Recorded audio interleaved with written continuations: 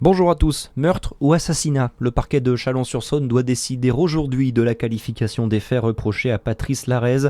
L'homme de 59 ans s'est rendu de lui-même aux forces de l'ordre jeudi matin pour avouer le meurtre de son ex-compagne Sabrina Kerr. La garde à vue de l'homme qui a repris hier après des examens psychiatriques. Elle doit se terminer dans la matinée. La victime de 41 ans a été tuée par balle alors qu'elle était au téléphone avec la police.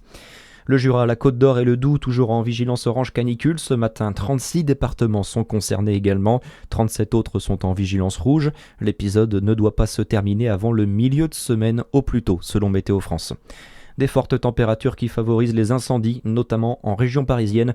Les flammes qui ravagent depuis hier l'ouest de la forêt de Fontainebleau ont déjà brûlé 800 hectares selon les pompiers. Et la situation reste critique aujourd'hui, Line Baudrier. Oui, les conditions météorologiques restent défavorables ce lundi matin, notamment à cause du vent et de la chaleur, toujours très importante en région parisienne. Les autorités appellent la population à la plus grande vigilance. En parallèle, la préfecture de Seine-et-Marne a interdit l'accès à l'ensemble du massif forestier. Les travaux agricoles dans les champs sont également stoppés pour limiter tout nouveau départ de feu. En attendant, 400 pompiers sont encore mobilisés sur place. Les autorités ont aussi envoyé 2 avions bombardiers d'eau depuis le sud de la France. Une première pour un feu en région parisienne.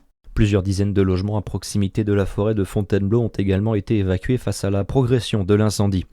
Et face à cette situation, de nombreux événements festifs sont annulés. De nombreuses villes ont renoncé aux feux d'artifice qui devaient être tirés ce soir ou demain pour la fête nationale.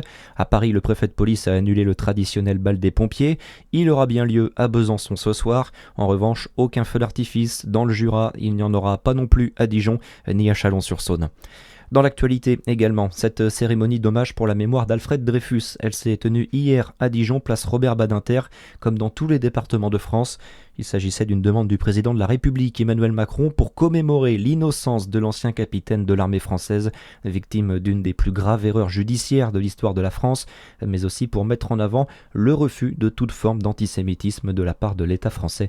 Alfred Dreyfus est décédé le 12 juillet 1935.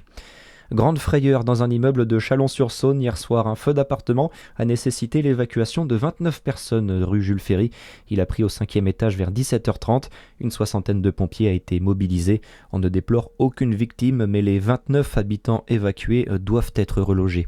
Et puis le Tour de France avec la 9e étape qui a été remportée hier à Ussel en Corrèze par Mathieu Van Der Poel en échappée. Au classement général, le Slovène Tadej Pogačar conserve son maillot jaune.